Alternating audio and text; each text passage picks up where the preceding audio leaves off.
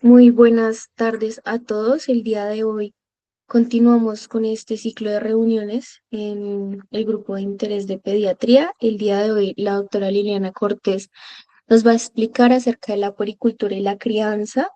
Además que tendremos la manera de entenderlo desde un punto familiar y también un punto médico. Entonces, muchas gracias por la asistencia y también muchas gracias a la doctora. Le doy paso para que siga con su exposición. Muchas gracias, Karen. Como les decía Karen, primero bienvenidos. Gracias por participar en estos eventos académicos de la mano del Grupo de Interés en Pediatría. Me presento, yo soy Liliana Cortés, residente del tercer año de Pediatría de la Universidad Nacional. Realmente este tema es importante porque es transversal en general al ejercicio, no solo de la pediatría, sino en general de la medicina. Entonces, vamos a empezar. Primero vamos a hablar sobre algunas definiciones y fundamentos, cuáles son los tipos de crianza, algunos hitos sobre la puericultura y el abordaje en la familia por los diferentes grupos de edades y herramientas prácticas para el uso en casa. Entonces, para hablar de puericultura tendremos que entender realmente este término que abarca, viene del término pueros, que significa niño, y cultura, que habla sobre el cultivo y el cuidado realmente a partir del crecimiento, lo cual nos da como resultado que no es solamente un acompañamiento para ver el cuidado de la salud, sino es un arte como tal de criar y generar un conjunto de normas y actuaciones para que nuestro niño tenga el mejor desarrollo posible en todos los ámbitos, sea fisiológico, psicológico, social, y así garantizar la mayor aptitud posible en su desempeño posterior. Entonces, muchas veces tenemos la dificultad en que, bueno, pero ¿quién lo cría? ¿Quién lo educa? ¿Qué es lo que reciben, digamos, en las instituciones de educación, por ejemplo, en los jardines? Y pues tenemos una gran diferencia entre educación, que realmente son este constructo de normas sociales para tener como una convivencia en sociedad, todo lo que son conocimientos académicos. Sin embargo, la crianza va mucho más allá de eso.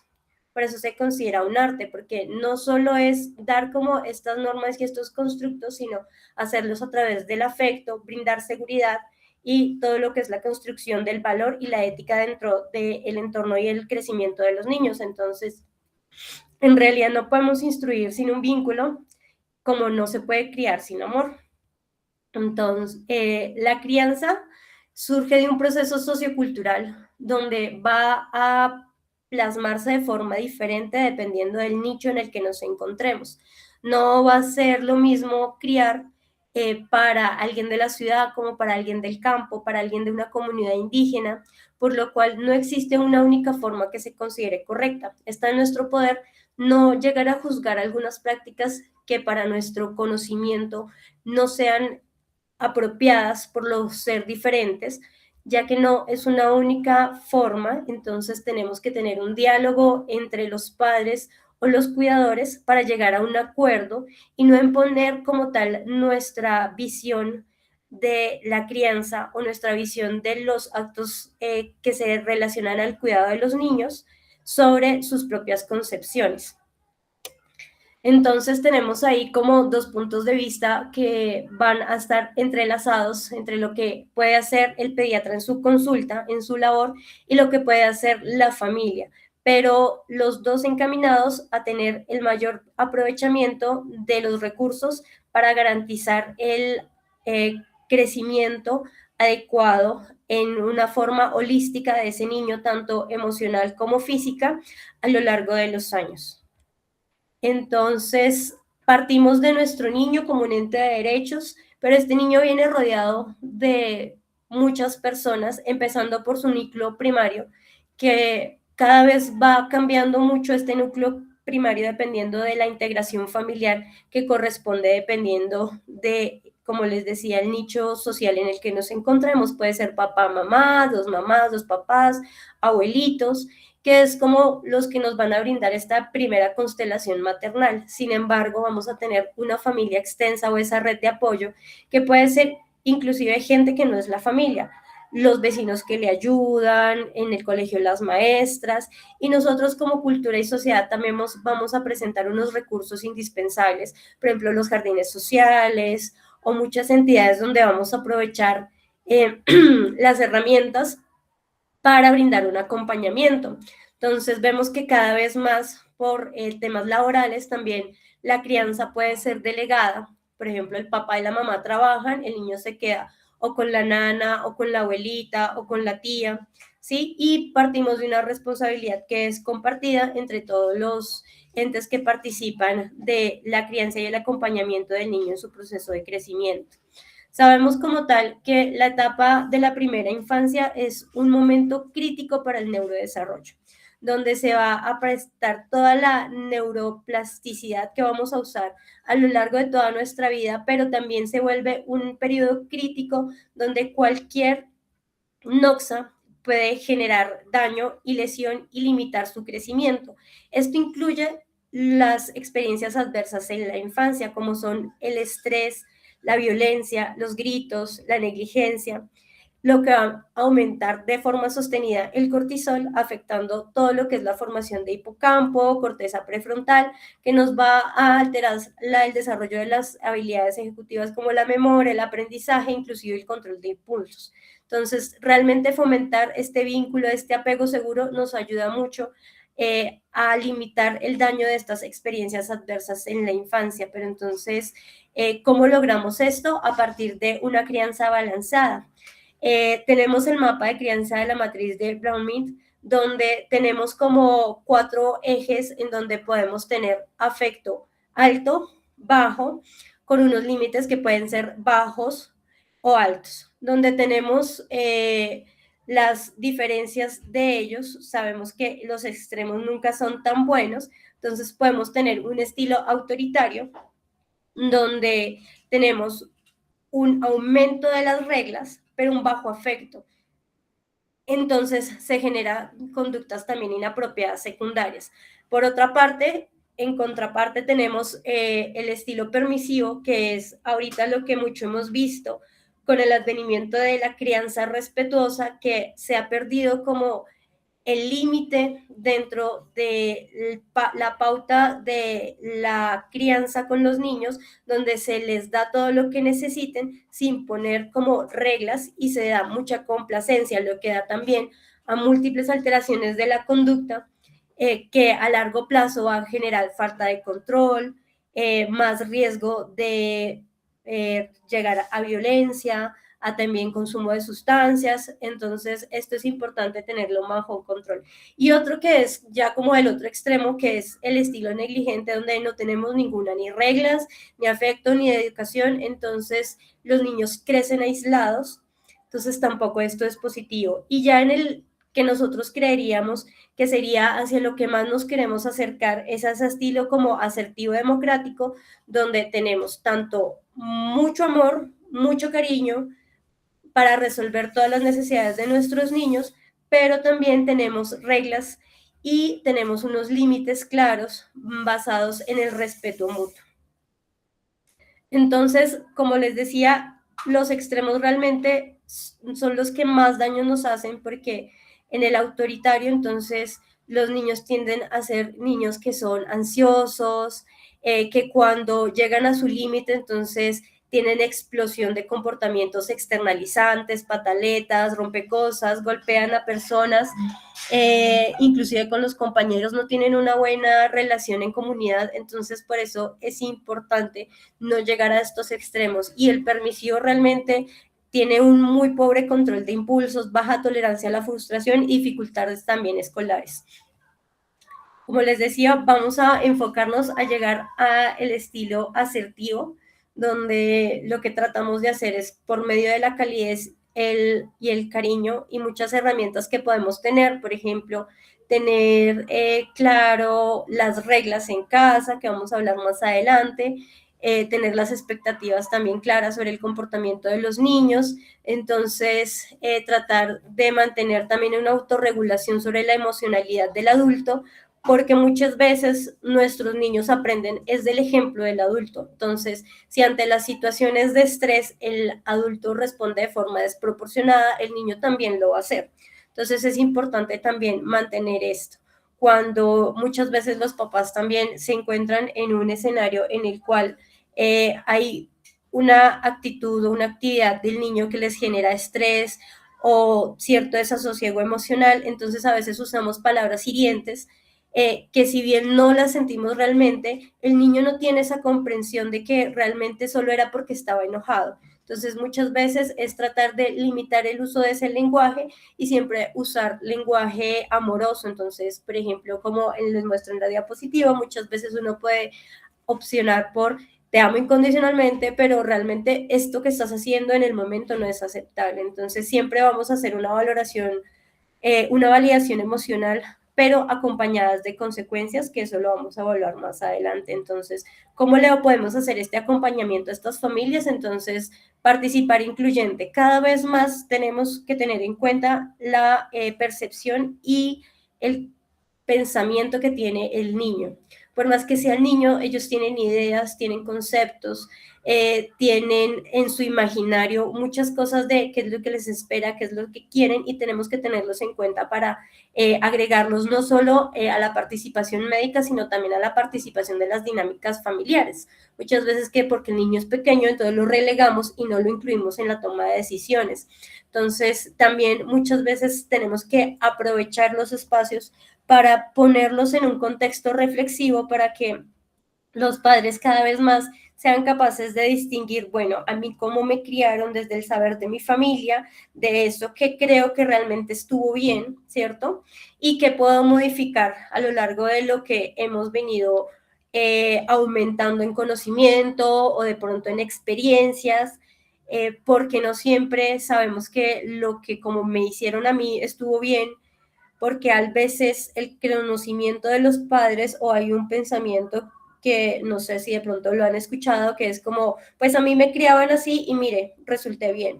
Pues resulta que si vamos como a la minucia, entonces tenemos afectos evitativos, problemas de relacionamiento, entonces es importante como tener como esos espacios de autorreflexión sobre la propia crianza del cuidador primario y no ser impositivos, no tener como una forma rígida de llevar, porque entre más impositivos, como vemos, tanto como para la parte médica de los tratamientos específicos, entre más rígidos y menos flexibles somos, más regañadores somos, menos nos comentan, menos nos dicen, entonces es más como generar una relación de confianza para poder llevar a cabo ese acompañamiento. Entonces, el labor de nosotros realmente es una consejería para anticiparnos a los factores de riesgo y prevenirlos, plantear diálogo a partir de sus propias creencias y de sus propias experiencias, porque realmente son los papás los que más conocen a los niños y mantener siempre una visión interdisciplinaria según las necesidades de cada familia, ya que cada familia es diferente y no van a necesitar realmente lo mismo. Entonces, desde nuestra consulta médica, lo que vamos a tener que, dentro de únicamente la parte médica, como siempre, la evaluación de la anamnesis, viendo el contexto familiar, cómo son las dinámicas de cuidado, cómo son las relaciones entre los cuidadores. En el examen físico siempre importante hacerlo completo, con sus curvas de crecimiento. Durante la estancia en el consultorio, sé que es un periodo realmente corto, pero podemos llegar a evaluar el comportamiento del niño, si su vínculo afectivo es seguro, por ejemplo, si el niño en el momento en que lo dejan en algún momento siempre está buscando su figura de cuidado, o si por otro lado el niño tiene una buena relación con los extraños, o si es desconfiado, o si realmente su apariencia de cuidado tampoco es la adecuada. Siempre plantear las estrategias de prevención, empezando con la vacunación, que no se nos olvide la salud oral, también apoyar a toda la prevención de accidentes y evaluar que cumpla con todos los tamizajes, principalmente visual y auditivo. Nos vamos a basar en el hogar muchas veces en las dudas o consultas que tengan los padres, en estos 4 pilares, que es mantener un afecto y un vínculo apropiado. Muchas veces refieren que cuando el papá cede mucho, entonces se está dejando manipular, pero entonces, como les decía, va en una contraparte y en un equilibrio. Vamos a responder a las necesidades del niño, pero también vamos a poner normas y límites, que sería nuestro cuarto pilar. Y para que esto nos funcione adecuadamente, hay algo que es como súper importante, que son las rutinas. Cuando los niños se encuentran en un ambiente que es predecible, ellos saben qué esperan los adultos de ellos y asimismo actúan. Entonces, si yo tengo una rutina, por ejemplo, para la mañana, que a veces es un poco caótica, sobre todo porque aquí los niños ingresan muy temprano, en la cual mi mamá me levanta, yo sé que cuando me levanta, ella espera que yo me levante, pase al baño, me retire la ropa, ¿cierto? Me meta a bañar, me bañe, luego salga y me cambie. Entonces, si yo sé que se espera eso de mí, entonces yo lo logro hacer. Pero si la única acercamiento que mi familiar me dice o mi mamá para arreglarme me dice es como, ve y te arreglas. Arreglarse es como un concepto muy grande que para un niño puede ser muy ambiguo. Arreglarse es me levanto y desayuno, arreglarse es alisto la maleta. Entonces, como que ser muy claros y mantener una rutina para que ellos vayan estabilizándose. Y es importante que muchas veces los papás consultan y es porque, no sé, saco al niño o hay una fiesta y el niño se comporta mal. Respecto a esto es porque es los escenarios y las personas son los que se tienen que ajustar a las rutinas que ya tenemos estructuradas de los niños, no las rutinas de nuestros niños a esos escenarios. Por ejemplo, si tengo una rutina que el niño después de que llega, no sé, del colegio, tiene que hacer su tarea, ¿sí? Pero en ese momento hay visita y entonces por lo que hay que visita, entonces que mejor participe en la visita, entonces eso genera como esa alteración en las rutinas. Entonces, mantener las rutinas lo más estructuradas posibles hace que los niños tengan comportamientos también más predecibles. Y la estimulación de apoyar sobre todo el juego libre en los niños es muy importante porque les ayuda a generar independencia, más manejo de las emociones, también promueve la imaginación, pero no caer en esta trampa de la hiperescolarización, que es como, bueno, el niño llega o empiezo desde que el niño tiene 2 meses a meterlo en escuelas de baile, de danza, de canto y el niño ni siquiera balbucea. Entonces, muchas veces tampoco caer en que entre más escuelas lo meta, entre más cosas adicionales, extracurriculares el niño esté, va a estar mejor. No realmente. Muchas veces únicamente llevarlo al parque, tenerle juegos en la casa que pueden ser cosas muy sencillas. Muchas veces el juguete más sencillo es el más divertido para ellos.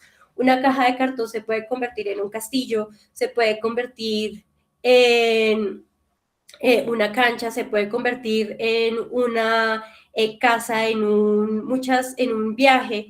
Entonces es importante poderles dar esas herramientas a los padres porque muchas veces ahorita con todo lo de la parte de la comercialización del cuidado, vemos que fomentan es mucho la adquisición de juguetes y sabemos que en nuestro medio los padres pues tienen que priorizar en qué gastan su dinero. Entonces vamos a hacer un viaje a través de esta formación desde la vida prenatal hasta el lactante, el preescolar, el escolar, el adolescente, viendo qué necesidades tienen y cómo los vamos a apoyar tanto del ámbito médico como del ámbito familiar. Entonces, para el abordaje prenatal, es importante que nosotros como médicos, el niño empieza o su formación estructural de neurobiológica empieza desde el útero de la madre. No podemos esperar que únicamente nos importa el niño después de nacer, no. Tenemos que hacer un abordaje integral, inclusive hacer valoraciones con el grupo familiar desde de los padres desde pediatría, para hacer un abordaje de todas estas herramientas de puericultura para el como apoyo de las nuevas rutinas o de las nuevas dinámicas familiares que van a presentar. De la parte médica, entonces, como siempre, tenemos que evaluar los tamizajes de infecciones, suplementación con las vitaminas, La evaluación del riesgo biopsicosocial es importante porque muchas veces se nos olvida como este contexto social de si tiene una red de apoyo, si tiene quien la acompañe, y realmente sabemos que el control prenatal es una muy buena inversión para que a largo plazo se prevengan infecciones, enfermedades, la obesidad, alteraciones del neurodesarrollo. Entonces, poner como estos puntos dentro de su consulta también es un punto de buena práctica clínica. Siempre evaluar, entonces, vamos orientados a tener un control prenatal que sea precoz, que sea periódico, que sea completo y siempre humanizado y el respeto y evaluación integral de los pacientes.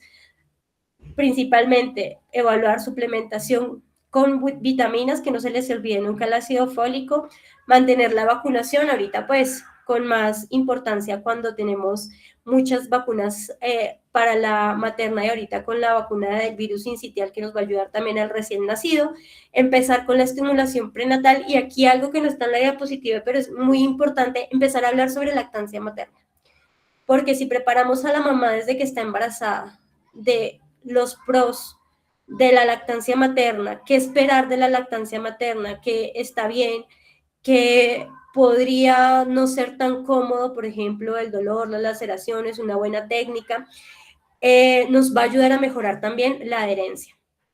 Entonces, dentro de esta etapa perinatal, como les decía, dentro del enfoque familiar, es tratar de la construcción de este vínculo entre los cuidadores que van a ser la madre y su red de apoyo, que puede ser el padre o puede ser la tía, puede ser el hermano, ¿cierto? Mantener estilos de vida saludable que luego se van a ver reflejados en la alimentación del niño.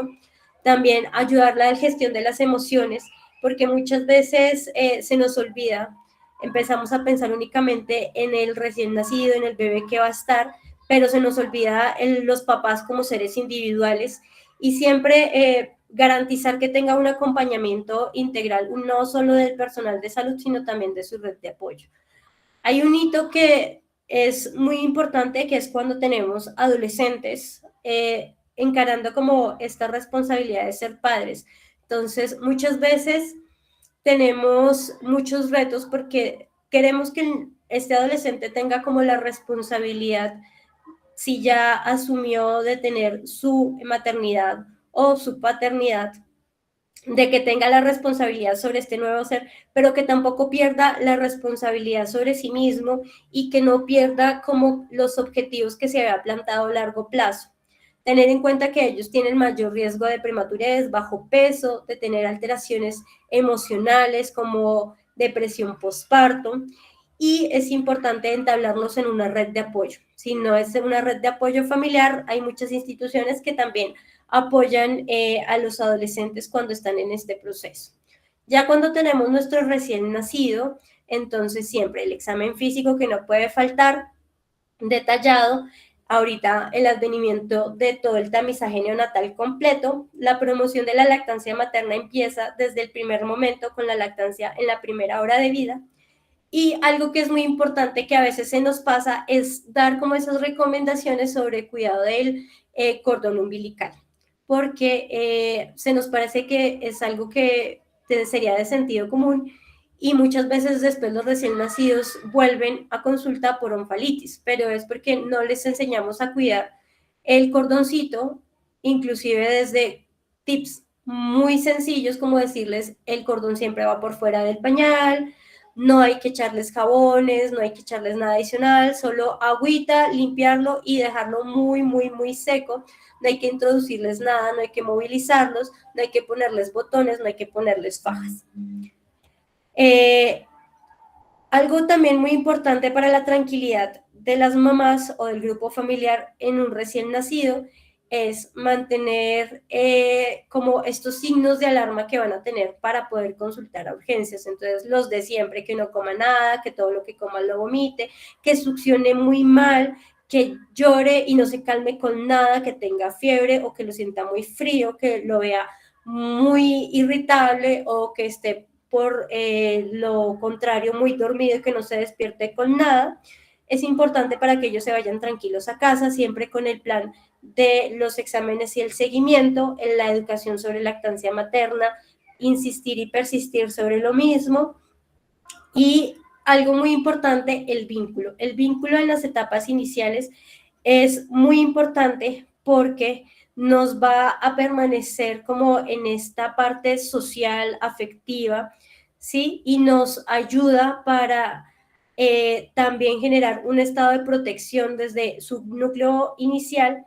Muchas veces tenemos como la concepción de que cada vez que el niño llora, no deberíamos irlo a buscar porque el niño manipula. Realmente en esta etapa los recién nacidos no manipulan. El llanto es su forma de expresión, el llanto es su forma de comunicarse. Ellos no solo lloran porque tienen hambre, ellos lloran porque tienen frío, porque tienen el pañal sucio, porque tienen cólico o porque simplemente quieren apapacho.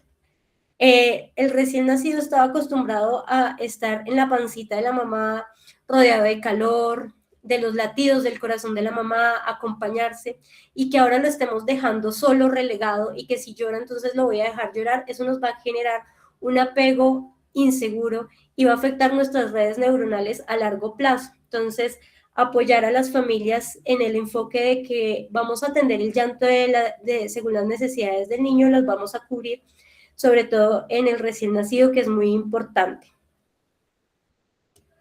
Ya para los lactantes, entonces, de la parte médica, siempre evaluar todo cómo ha sido el desarrollo psicomotor, evaluar si tenemos signos de alarma, banderas rojas dentro de ese neurodesarrollo, hacer como todo lo de promoción y prevención, incluyendo siempre la vacunación y evaluación del peso, la talla, el perímetro cefálico y llevar las curvas de crecimiento. Las curvas de crecimiento son muy importantes porque nos van a dar como esa tendencia que tiene el niño en su crecimiento, porque sabemos que si bien nosotros comparamos nuestros niños con unas tablas poblacionales, realmente con quien tenemos que eh, compararlo es con él mismo y cómo ha crecido a lo largo del tiempo.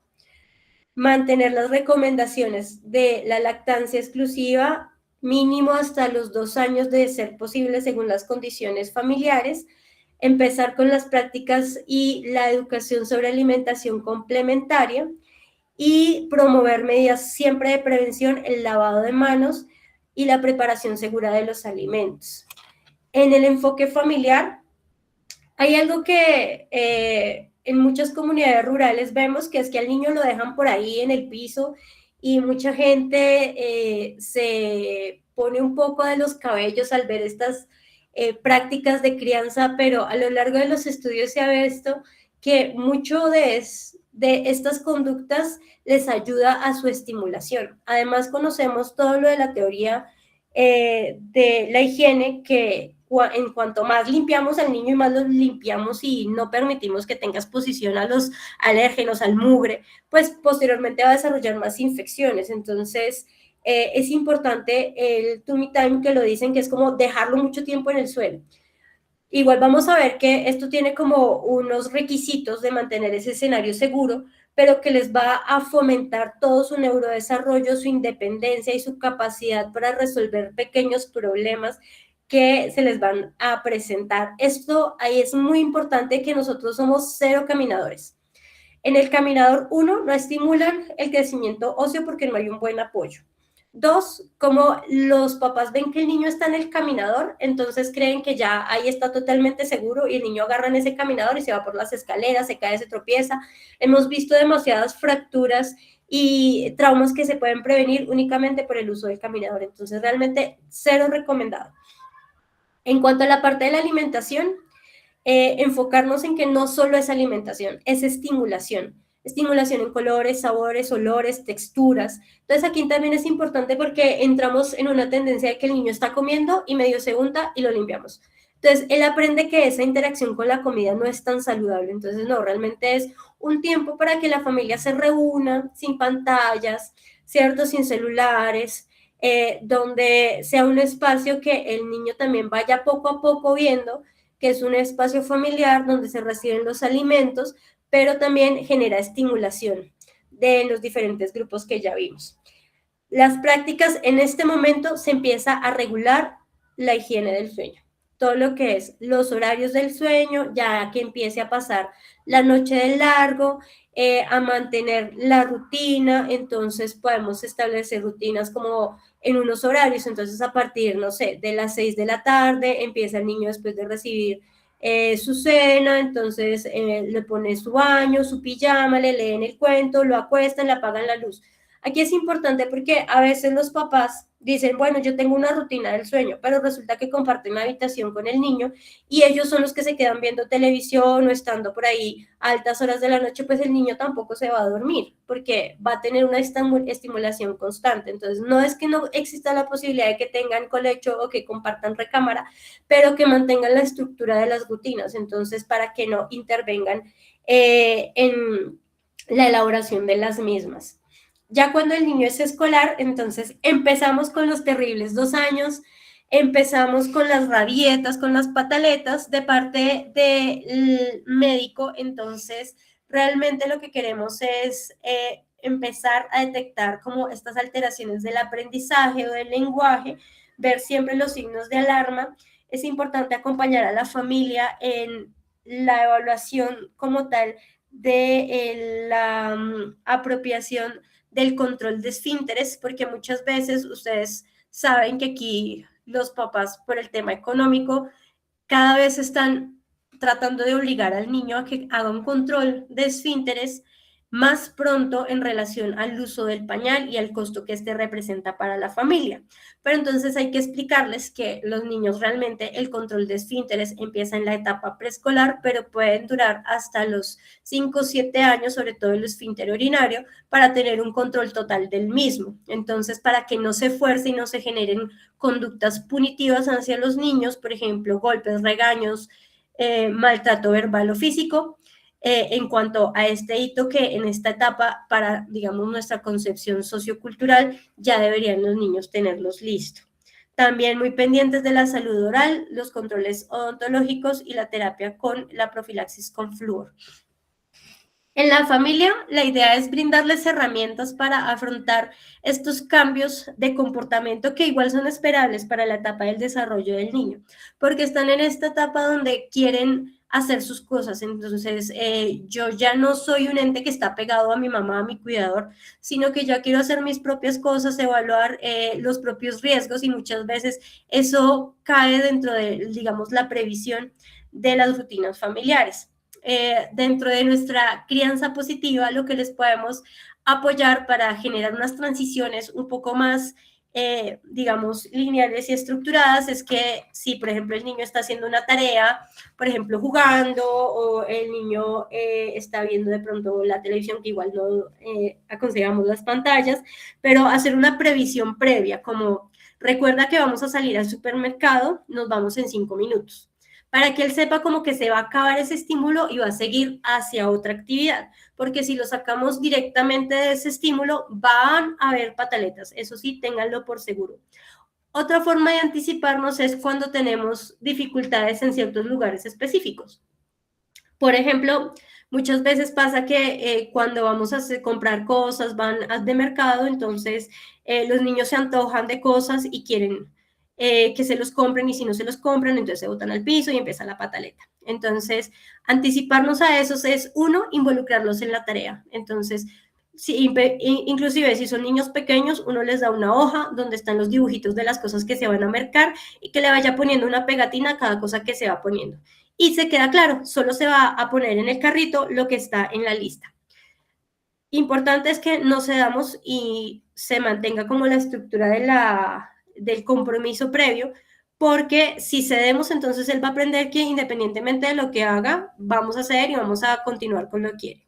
Otra forma es que vamos a dar opciones cerradas. Si bien ellos van a tener la capacidad de elegir porque van a querer elegir cómo vestirse, qué comer, no es como vamos a preguntarle, bueno, ¿y qué quieres? No, vamos a darles opciones cerradas. Entonces, por ejemplo, ¿quieres la camiseta roja o la azul? ¿Sí? En lugar de decirle una pregunta abierta.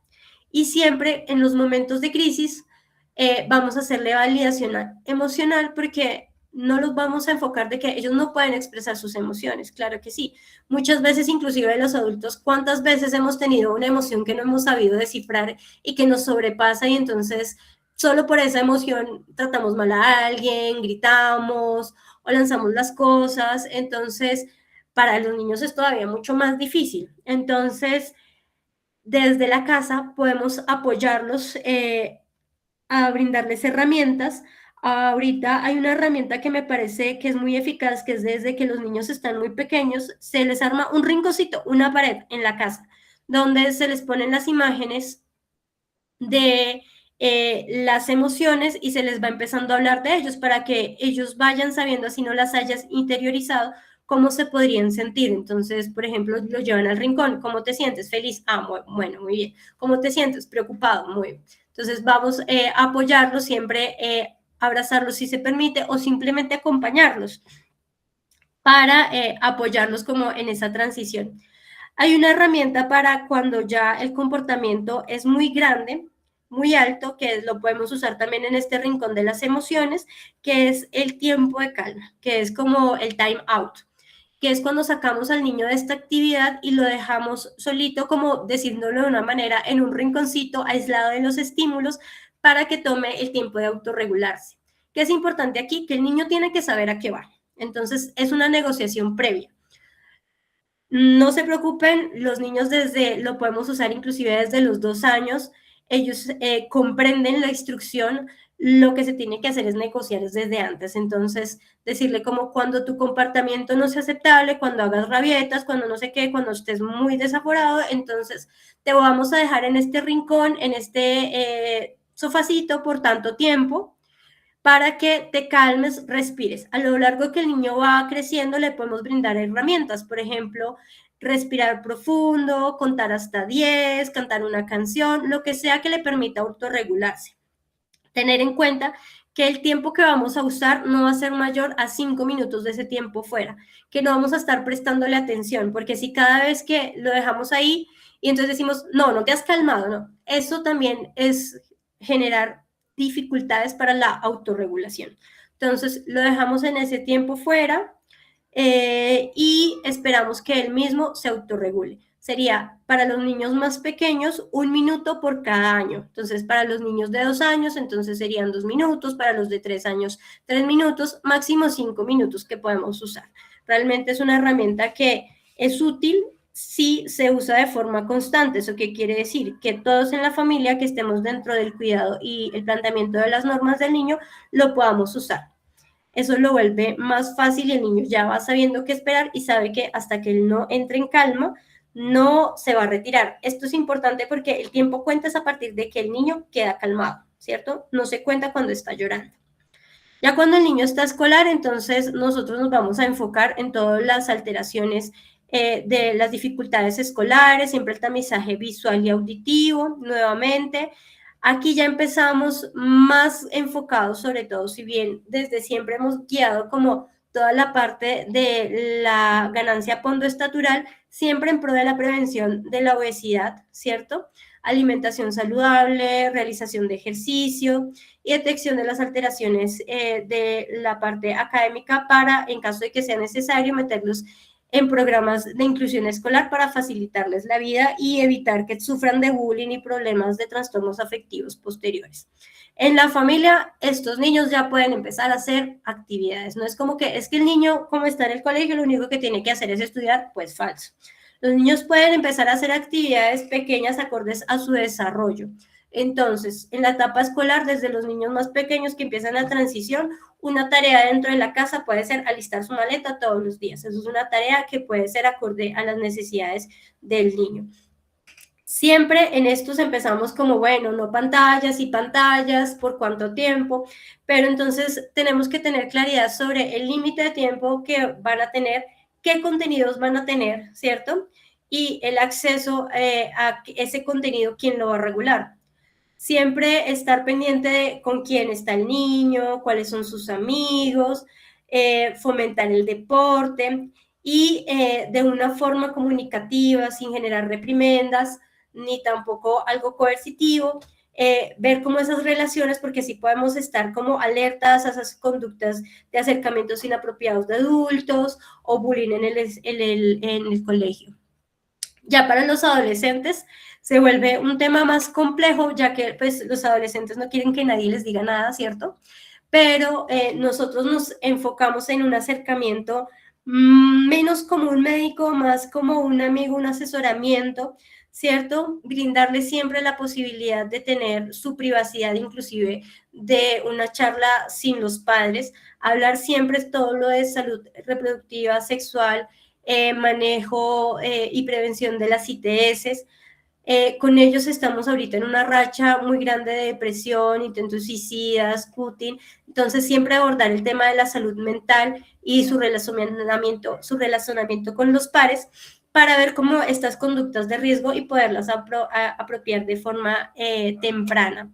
En la familia lo mismo pasa con los padres, entonces los papás todavía tienen la idea de que sigue siendo su niño chiquito al que le tienen que decir cómo hacer todo, pero la idea es que los ayudemos en esa transición a cambiar ese rol, de que pase de ser el controlador a únicamente una guía disponible a las decisiones.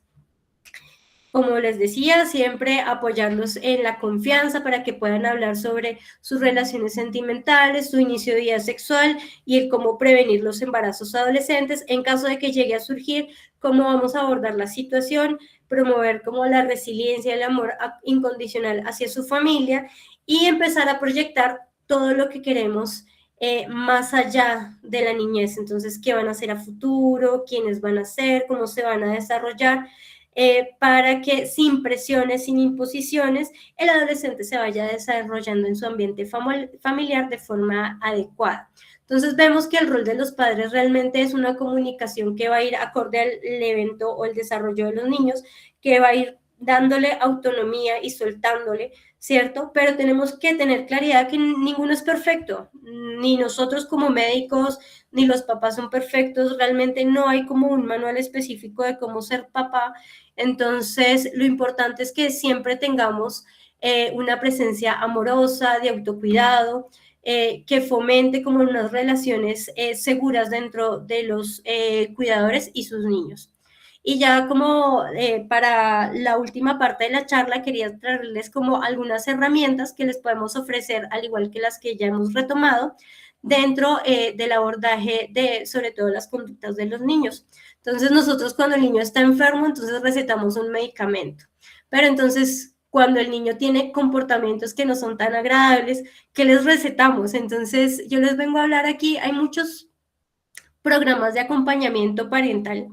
Yo les vengo a hablar ahorita de un programa que se llama el programa de parentalidad positiva, que es un programa donde la idea es ofertarle un abanico de estrategias a los padres para que ellos tengan de dónde elegir alguna que se acomode a su tipo de familia y a su tipo de crianza.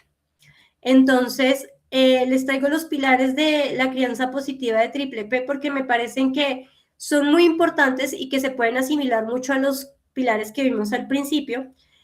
Vamos a ver cada uno de ellos y vamos a profundizar en alguna de las herramientas que nos pueden ser útiles para aconsejar a los papás en las consultas cuando tengamos. Entonces, un entorno seguro e interesante. Entonces, muchas veces los papás, entonces es como, no hagas, no cojas, no lleves, y los niños nacen con un espíritu explorador, sobre todo nuestros niños que están gateando y empiezan a caminar, ellos quieren conocer, tocar, agarrar, morder, todo lo que tengan en su ambiente. Entonces, quien pone el límite es el adulto, no el niño. Entonces, si yo no quiero que me rompa el jarrón, pues yo no lo pongo al alcance de donde esté el niño. Tengo que mantener un ambiente donde él tenga las cosas de su desarrollo a la mano, no se genere daño, no le genere daño a nadie y pues que no nos dañen las cosas, ¿cierto? Así, entre menos peligro tenemos en el entorno del niño, pues menos necesidad de gritos y de sobreexposiciones tenemos también. Dentro del entorno seguro es importante la prevención de los accidentes en casa. Entonces, los niños en general no deberían entrar a la cocina. Si tenemos una cocina abierta, entonces siempre que manipulemos cosas calientes, mantener al niño fuera de la cocina, los mangos de las sartenes siempre adentro hacia adentro para evitar que de pronto alguien lo jale y se caiga y tengamos quemaduras, tapar los tomacorrientes. El tapar los tomacorrientes a veces los papás dicen, no, pero ¿cómo lo vamos a hacer si no tenemos dinero? con los stickercitos que vienen en los pañitos húmedos, que son las tapitas batientes. Esas se pueden poner ahí y las cierran y ya con eso es seguridad para el niño. No dejarlos nunca solos en el baño porque se pueden caer también. Todo lo que sean tóxicos, cosas que se utilizan para limpieza, medicamentos, estar siempre bajo llave. Uno dice, es que lo tengo en el cajón y él no lo abre. Amigos, los niños encuentran la forma de abrirlos. Ténganlo por seguro. Y si bien la idea es que ellos, a medida que vayan explorando, van a tener mayor independencia, siempre tiene que haber la supervisión de un adulto. Siempre, siempre, siempre. Cada vez lo que vamos a hacer es quitarle la intervención. Entonces, si bien al principio vamos a estar jugando con ellos, a medida que van creciendo, solo los observamos cómo juegan. Entonces, pero siempre bajo la supervisión de un adulto que esté pendiente de que no se hagan daño. En 5 segundos puede comerse algo que no debe, puede lastimarse, puede caerse, puede subirse donde no debe. Entonces, siempre a la prevención de los accidentes en casa. Otra cosa es un ambiente de aprendizaje positivo. ¿A quién no le ha pasado dentro de una ronda médica que uno ya sabe que si dice cualquier cosa el doctor lo va a regañar, y entonces ya no dice nada para que no lo regañe? Pasa exactamente lo mismo en la casa. Entonces, si cada vez que el niño busca atención lo regañan, entonces el niño deja de hacerlo o busca otras formas de buscar atención. Entonces, cuando el niño hace cosas positivas, es el momento en el que nosotros les prestamos más atención. Entonces debemos decirle como muy bien por lo que acabas de hacer, ser un poquito explícitos para que ellos sepan qué es lo que nos gustó y así ellos lo van a seguir haciendo. ¿Qué pasa a veces? Quedamos por hecho el comportamiento positivo y no lo incentivamos. En cambio, cuando el niño se porta mal, ahí es cuando cae todo el mundo y le presta atención. Entonces el niño, ¿qué entiende? Que cuando me porto mal, mi papá deja el celular y me pone atención. Entonces, ¿qué va a hacer el niño? Se va a portar mal.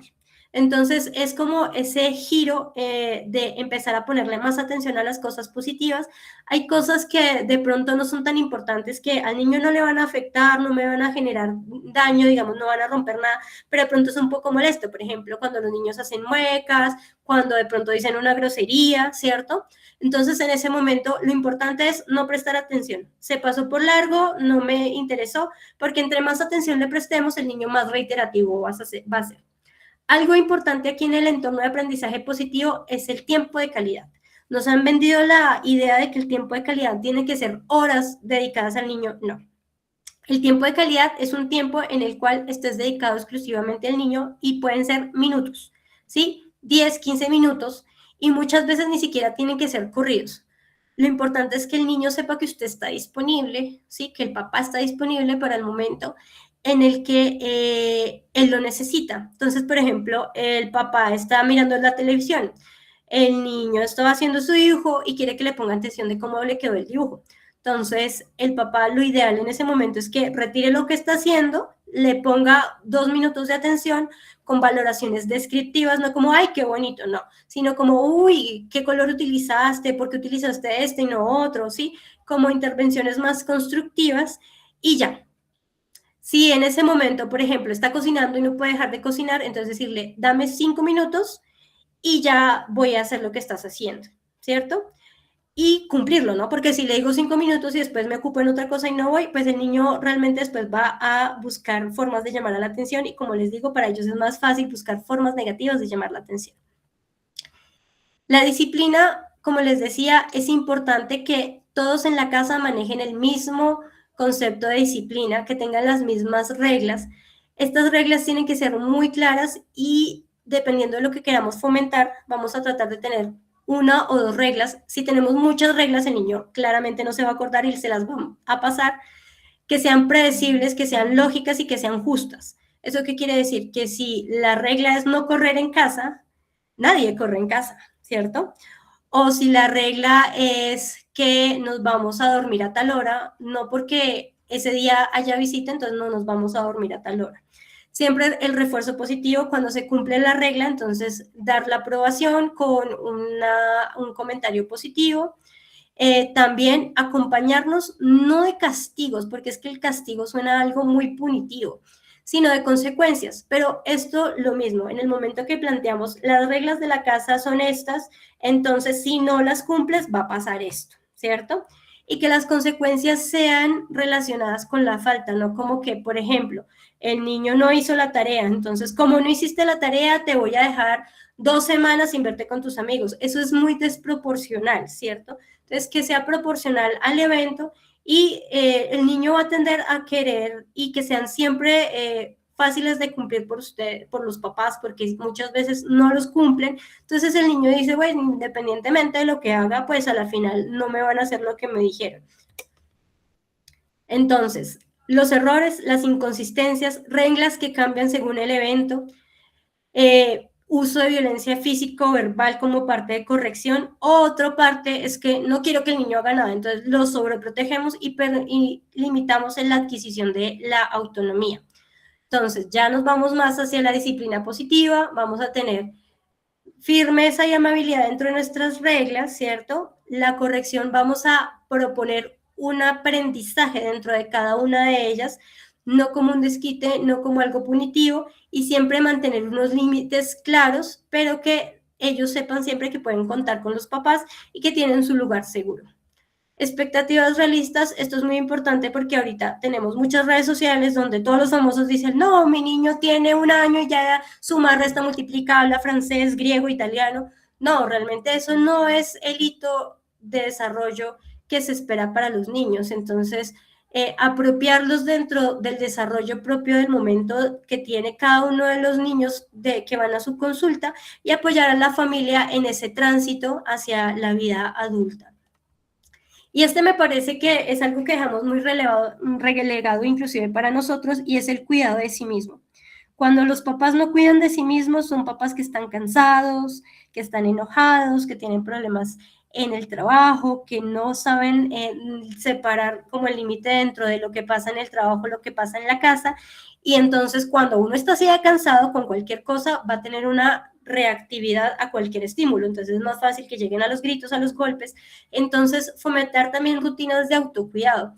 Cuando tienen una muy buena red de apoyo, lo que se les aconseja es que saquen tiempo para ellos como pareja y adicionalmente que saquen tiempo para ellos como individuos. Entonces, por ejemplo, un día de un fin de semana que el niño se quede con el papá o con el otro cuidador y la mamá se vaya a hacer lo que ella quiera, si quiere ir a dormir, si quiere ir a comer con las amigas, que sea tiempo no como mamá, sino tiempo como mujer. Igual para el papá y que también después tengan un espacio para compartir ellos dos. Eso facilita que tengan una relación entre ellos más amigable y asimismo puedan brindar más apoyo a ese niño que está en crecimiento.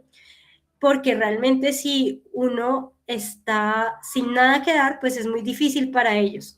Entonces, siempre para nosotros es importante, dentro de esa preguntita de con quién vive, ¿sí? ¿Quién lo cuida? También incluir cómo y ustedes están durmiendo bien, ¿cierto? Sobre todo en el recién nacido que quita cantidad de sueño, si ellos están teniendo tiempo para ellos mismos, si tienen redes de apoyo y cómo vincularlos en caso de que no a los diferentes grupos de redes de apoyo que puedan permanecer.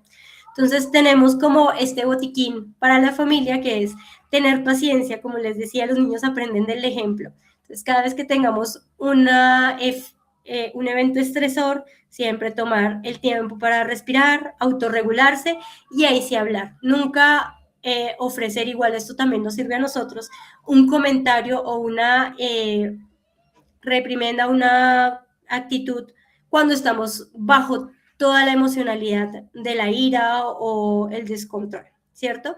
Coherencia, que todos los cuidadores en la familia manejen el mismo grupo de normas, que sean un frente unido y no como que si mi mamá me dice que no, yo voy donde mi papá y me va a decir que sí, que es lo que muchas veces vemos cuando las familias están divididas por divorcios o por alguna otra razón. El mantenimiento de las rutinas y siempre el amor incondicional. A veces tenemos que nosotros también tomarnos un tiempo fuera, entonces se le puede el papá decirle, mira, si tú sientes que en ese momento vas a salir como de tus cabales, dile, no, mira, en este momento yo te quiero mucho, pero me va a tomar 5 minutos para calmarme y ya hablamos.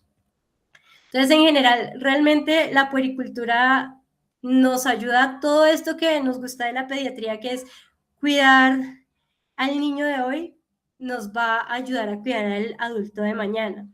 Pero siempre, si vimos todas las cosas positivas, no nos podemos dejar de lado los signos de alarma que tenemos que tener en cuenta en nuestra consulta, que entonces estos niños que tienen regresiones marcadas en el neurodesarrollo, ¿cierto? Que tienen agresividad hacia otras personas o animales, que se ven muy aislados, que no tienen comportamientos apropiados con sus pares, ¿cierto? Que no tienen buenas rutinas o que venían con un comportamiento habitual y tienen cambios bruscos, ya sea del sueño, la alimentación o del rendimiento escolar, para buscar como señales o causas secundarias. Y estas señales son súper importantes que no se nos pueden pasar. Los signos físicos de maltrato, desnutrición o higiene deficiente, ¿cierto? ¿Cómo lo vamos a ver? Es un niño que va a estar descuidado, con ausencia del contacto visual, vamos a ver que no tiene un vínculo seguro, y al examen físico, por eso los niños siempre, independientemente de la edad, se van a revisar sin ropa. Signos físicos de maltrato, lesiones patrón, morados en donde no tienen que tener, ¿cierto? Entonces es una obligación de nosotros hacer el reporte completo y de redireccionar a una ruta de protección para estos niños. Entonces, ya como conclusión, nosotros tenemos una alianza por la crianza que va a ir desde el niño, los entes sociales, la familia y nosotros como acompañamiento para ayudar como a esta progresión adecuada del desarrollo y emocional, físico, en todos los ámbitos. Entonces, entender que nuestra cosmovisión no es la única que existe, no es la única que es correcta, podemos validar otros modelos de crianza, otras formas de ver el mundo, y hacer sentir a los papás empoderados con su crianza. Muchas veces, cuando nosotros criticamos lo que están haciendo, ellos se sienten inseguros. Entonces, es apoyarlos y empoderarlos con este rol de ser padres, porque pues realmente no es fácil, y darles estos consejos prácticos para apoyarlos en el estímulo y el mantenimiento de un adecuado neurodesarrollo. Entonces, como les dejo esta cita, entonces, que me parece muy bonita, que si quieres que tu hijo sea bueno, hazlo feliz, y si quieres que sea mejor, hazlo más feliz. Y ya, eso sería todo para ustedes esta tarde. No sé si tienen dudas, preguntas.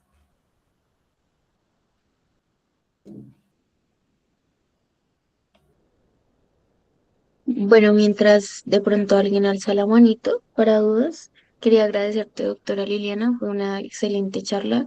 Estoy segura que todos los que estuvimos presentes y los que van a ver este video en un futuro aprendieron demasiado y de verdad muchas gracias. No sé si alguien tiene alguna pregunta, la puede dejar también en el chat y yo le leo a la doctora.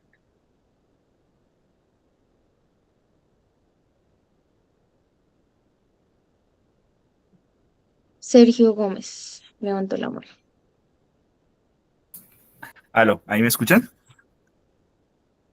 Sí, sí, te Sí, ahí sí te escuchamos, escucho Sergio. bien. Doc, una pregunta respecto con cuando la mamá, por ejemplo, tiene dificultades a la hora de lactar, hasta que, o sea, bueno, sabemos que hasta los 6 meses o empieza la complementaria y demás, pero ese proceso que termina como afectándola a ella, cómo manejarlo en el sentido de que se siente, bueno, inclusive entran en depresión y demás, y a veces buscan medicamentos. No sé hasta qué punto esos medicamentos sí funcionan, o sea, un poquito como esa parte de abordaje.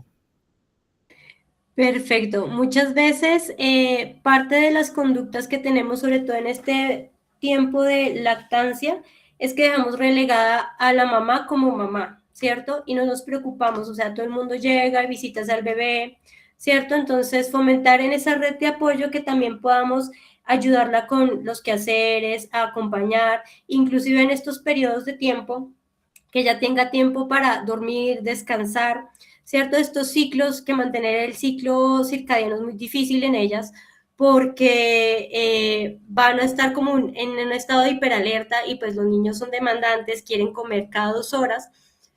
Entonces, el apoyo de su red familiar es muy importante. Dentro de la parte de la técnica de la lactancia y el acompañamiento, hay que brindarles herramientas.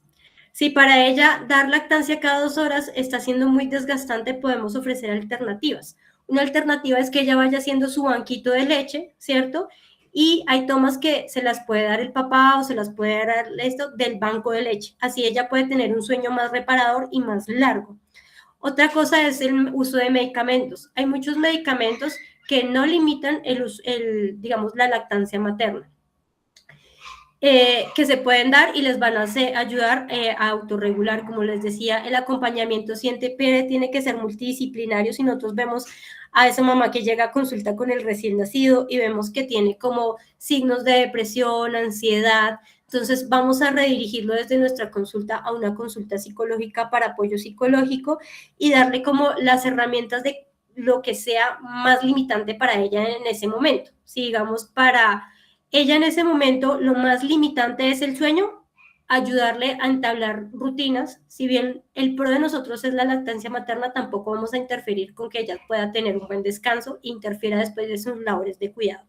Y en esa relación del vínculo, porque deja de ser algo de disfrute y se vuelve un castigo. Lo otro, que si lo que tiene problemas entonces es con la lactancia, que porque tiene fisuras, porque tiene dolor, entonces la mayoría de los problemas en relación con el dolor, los problemas de succión son por una mala técnica. Entonces, no es irle a decir como, mamá, usted no sabe darle de comer, no, sino, mamá, muéstreme cómo lo está haciendo, vamos a darle herramientas para que sea un poco más cómodo y mejor. Eso les va a ayudar mucho a disminuir el dolor, se les puede ayudar a la técnica de dejar la lechecita materna en el pezoncito para mantener la remodelación del tejido, ¿cierto? Y también la buena posición mejora los dolores de espalda, el acompañamiento. Muchas veces fomentamos que la lactancia no sea único de la mamá, porque es como que la mamá es la que tiene la teta, ¿cierto? Entonces la mamá es la que se despierta, no. El acompañamiento del otro cuidador, de la pareja, ayudándole a dar masaje de pronto a la mamá mientras lacta para que se vuelva un episodio de disfrute, pero el abordaje tiene que ser muy especializado para cada caso y dependiendo de qué sea lo que más se le dificulte a esa mamá. Pero lo que les decía, a veces nos enfocamos mucho en el niño y dejamos de lado a los papás. Y a veces es importante porque ellos son el cuidador de ese niño que estamos viendo. Muchas gracias, doctor.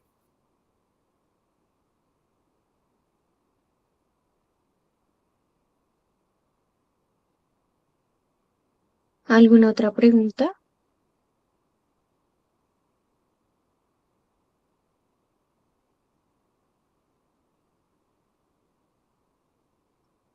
Bueno, creo que no. Entonces, muchísimas gracias tanto a la doctora como a todos los asistentes. Esta charla se subirá probablemente mañana, entonces, mil gracias por todo, doctora. Muchas gracias a ustedes y que tengan una bonita noche.